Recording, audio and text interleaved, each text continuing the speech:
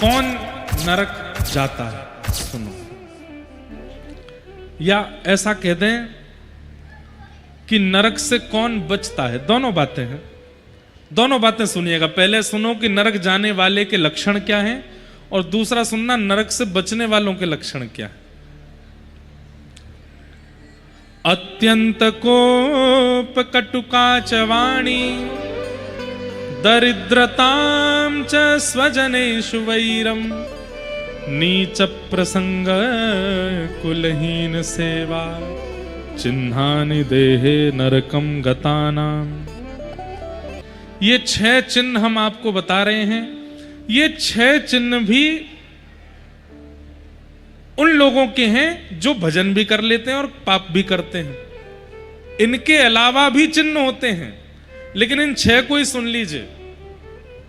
पहला, अत्यंत कोप, भयंकर गुस्सा, अनकंट्रोल्ड क्रोध जो करता है, जिसके सामने पूरा परिवार, खानदान, पत्नी, बच्चे सब डरते हैं कि उनको ये बात पता नहीं चल जाए, क्यों नहीं तो फिर कुछ तोड़ फोड़ मचाएंगे।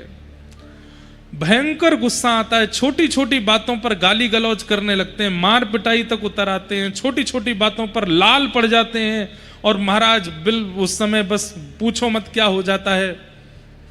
ऐसे व्यक्ति को विदाउट वीजा एंट्री मिलेगी नरक में। इमिग्रेशन भी नहीं होगा, चेकिंग भी नहीं होगी उसकी। और वो व्यक्ति अगर यहां बैठे हैं और या उनके संपर्क वाले व्यक्ति यहां बैठे हैं, तो ये बात उनको बता दीजिएगा। भयंकर क्रोध करने वाला व्यक्ति, छोटी छोटी बातों पर आग बबूला हो जाने वाला व्यक्ति नरक जाएगा जाएगा जाएगा, उसको कोई नहीं रोक सकता। क्यों? क्योंकि उसको तो क्रोध आता है, लेकिन वो कितनों के हृदय को विचलित कर देता है, कितनों के हृदय को ठेस पहुंचाता है। उन सब का अपराध उसको लगेगा, उसको नरक जाना पड़ेगा। अत्यंत कोप, भयंकर गुस्सा। क्रोध करने वाला व्यक्ति नरक नहीं जाएगा, भयंकर क्रोध करने वाला जाएगा। इसलिए कहीं बच्चे कल ही मां से कहने लगे, देखो मार रही हो आप, कल महाराज जी ने कहा था क्रोध करने वाले नरक जाते हैं। कहीं कहीं क्रोध आवश्यक है, जैसे मां का पुत्र पर, पिता का संतान पर, घर के मुखिया का घर के जनों पर। उनको संभालने समझाने के लिए बोला जाए, थोड़ी बात संकेत में कह दी जाए, इतना क्रोध चलता है। पर क्रोध में कुछ भी कर देते हैं, सिरफिरे हो जाते हैं। ऐसे लोग नरक जाएंगे ही जाएंगे। अत्यंत कोप। दूसरा, कटुकाच वाणी। किसी से भी बोलते हैं तो बिना व्यंग के नहीं बोलते, ऐसा ही बोलेंगे कि सामने वाले को थोड़ा खराब लग ही जाए। कई लोग ऐसे होते हैं, हम जो होते हैं मुंह पे बोल देते हैं, हम नहीं मन में नहीं रखते बातों को। ऐसे लोग नरक जाते हैं, जो होता है मुंह पे बोल देते हैं। हमारे शास्त्र आज्ञा करते हैं सत्यम ब्रूयात, सत्य बोलो, लेकिन कैसा सत्य बोलो? बोले प्रियम ब्रूयात, प्रिय सत्य बोलो। जो सामने वाले को कष्ट दे ऐसा प्रिय, ऐसा नहीं बोलना चाहिए। कड़वी वाणी बोलकर के जो दूसरों के हृदय को दुखी कर देते हैं, उन्हें भी नरक जाना पड़ता है। आपको पता है कि वास्तविकता क्या है, फिर भी आप उससे ना बोलो। कटुकाच वाणी। तीसरा, दरिद्रतांच। मेहनत करने पर जो मिलता है उसमें संतुष्ट नहीं होते, सदैव असंतुष्टि बनी ही रहती है। उसके पास जो है ये मेरे पास क्यों नहीं है, इसको जो मिल गया ये मुझे क्यों नहीं मिला, इसको मुझसे बेहतर कैसे मिल गया, इसके पास ये कैसे आ गया। जो दूसरों की उपलब्धियों से सदा अपने उपलब्धियों को कोसते रहते हैं, ऐसे लोगों को दरिद्र कहते हैं। और एक बात और सुन लो, ये आसन जो है ये दरिद्र आसन है। ऐसे बैठने वालों को दरिद्रता आ ही जाती है, सीधे बैठ जाओ। इसको दरिद्र आसन बोलते हैं। ऐसे जो लोग ऐसे बहुत बैठते हैं, उनके अंदर असंतुष्टता होती ही है, वो असंतोषी रहते हैं जीवन भर। इसलिए इस आसन में नहीं बैठना चाहिए। हाथ पांव दर्द कर रहे तो इधर उधर हो लो, लेकिन इस आसन में मत बैठो। एक दो बैठे थे तो मैंने संकेत कर दिया है। दरिद्रताम च, ऐसा नहीं है कि आप दरिद्र ही हो जाओगे, पर हां धीरे धीरे होने प्रारंभ हो जाओगे, धीरे धीरे लक्षण आने लगेंगे असंतुष्टि के।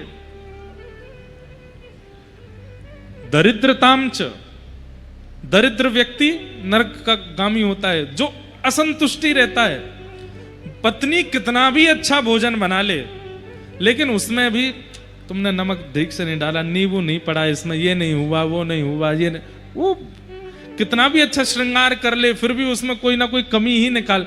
मतलब ये वो लोग हैं जो कभी संतुष्ट किसी चीज से होते नहीं। इनका काम एक ही है, कथा बहुत बढ़िया हुई, इतने लोग आए, हजारों लोग आए, महाराज जी ने बहुत बढ़िया कथा सुनो, फिर भी उनको कुछ ना कुछ निकालना है उसमें।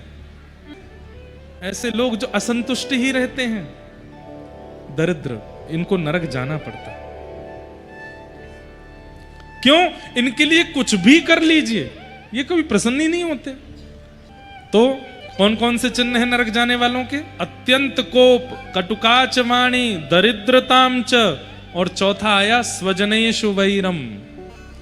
जो अपनों से बैर मानते हैं और परायों को ज्यादा अपना सगा मानते हैं, बाहर वालों को ज्यादा अपना हितैषी समझते हैं और अपनों को अपना शत्रु समझते हैं, ऐसे लोगों को भी नरक जाना पड़ता है। और अपनों में भी विशेष रूप से मां और पिता को अपना शत्रु मानते हैं, और जो 4 दिन का मित्र बना हुआ है उसके लिए सबको छोड़ने को तैयार हो जाते हैं। स्वजनेषु वैरम। नीच प्रसंग, अगला लक्षण क्या है? जो नीच लोगों का संग करते हैं, मांस खुद नहीं खाते, मदिरा स्वयं नहीं पीते, पर स्त्री गमन स्वयं नहीं करते, पर पुरुष गमन स्वयं नहीं करते, लेकिन जो मांस भी खाता है, जो मदिरा भी पीता है, जो स्त्री गमन भी करता है, जो पुरुष गमन भी करती है, गलत गलत सारे काम करने वालों का संग करते हैं।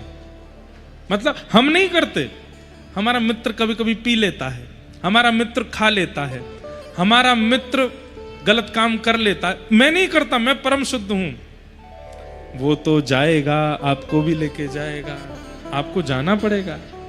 नीच लोगों का संग करने वालों को नरक जाना पड़ता है। कुलहीन सेवा, माता पिता को गलत व्यवहार करने वाले बालक की जो सेवा करता है, जो मदद करता है, सुन रहे हैं बात को? माता पिता के साथ गलत व्यवहार करने बालक की जो व्यक्ति सेवा करता है और मदद करता है, उसको भी नरक जाना पड़ता है। ये तो थोड़े बहुत सुधरे हुए चिन्ह हैं, इनके अलावा पाप की गणना तो है ही नहीं। कितने पाप हैं। कई बार कथा सुनने वालों में भी ये 6 लक्षण आ जाते हैं, इसलिए इन 6 लक्षणों को ही बताया गया है। कथा सुनने वाले में भी क्रोध होता है, कथा सुनने वाले में भी असंतुष्टि होती है, कथा सुनने वाले भी कई बार वाणी के उचित नहीं होते, कथा सुनने वाले कई बार नीच लोगों का संग भी करते हैं, कथा सुनने वाले कई बार कुलहीन लोगों की सहायता भी करते हैं। इसलिए ये 6 बातें ही क्यों बताई गई हैं? क्योंकि कथा सुनने वाले में भी कई बार ये 6 लक्षण होते हैं। इनके अलावा भी नरक जाने वालों के लक्षण हैं जो कथा में आते ही नहीं है, उनके तो बहुत ही लक्षण हैं। कृपया कर इन 6 से बचो।